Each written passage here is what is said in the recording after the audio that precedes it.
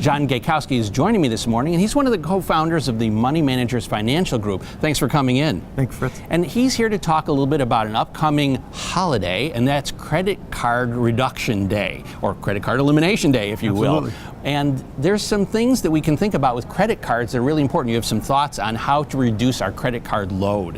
What people should always be trying to do, and a trap that they often fall into, is the idea, all I have to do is make the minimum payments and I'll be okay.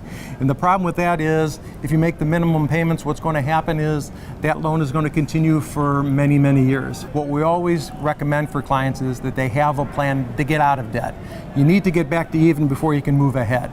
So what we tell clients to do is take a look at their credit card debt, prioritize them by the amount owed and the interest rate, and then put them in sequential order on how you want to attack them. Depending on a person's personality, some will attack the lowest balances first and get those paid off to build momentum. Other people, what they will do is they'll take a look at the highest interest rates and attack those first. Well, and in the process of doing that, there's some things, of course, we have to watch out for. Missing a payment would be a real red flag. Absolutely. A lot of people think, missing a payment or being late on a payment is no real big thing.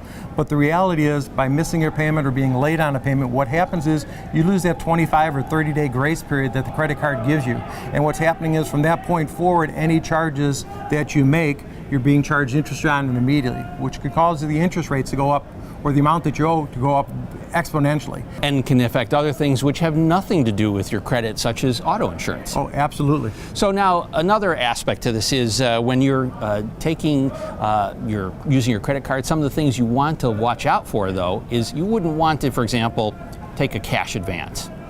Absolutely not. Cash advances can be extremely tricky because they're a very expensive way to borrow money. Typically, it's costing you 3 to 5% right up front to access the money. As soon as that loan hits, or short-term loan hits, you're paying interest from that point going forward. Again, there's no grace period. And the other thing is, they typically carry much higher interest rates than your normal charge situation. So another flag here, it would be, as far as thinking about your credit report, is opening too many accounts. So if you're going to use your credit card, not having a whole bunch of accounts and letting them sit. Whenever you're looking at opening a credit card, you really have to ask yourself, why am I doing this and who's benefiting most from it? Oftentimes we'll be sucked in by, getting 10% off a purchase or a free t-shirt at a Wolves game or whatever the case is. But you really have to take a look at it and see how it's going to be to your advantage. What you don't want to do is have an array of credit cards, because typically what it does is it exposes yourself to overspending, and it makes managing your credit extremely, extremely difficult.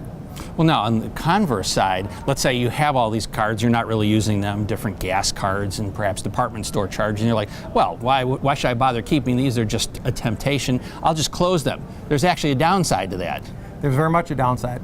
Closing the credit cards can adversely affect your credit score. And if you're closing them very quickly, right after opening them, it can send out a signal that you're almost a bad credit risk. A lot to think about. John, thanks so much for coming in this morning. Thanks, Fritz.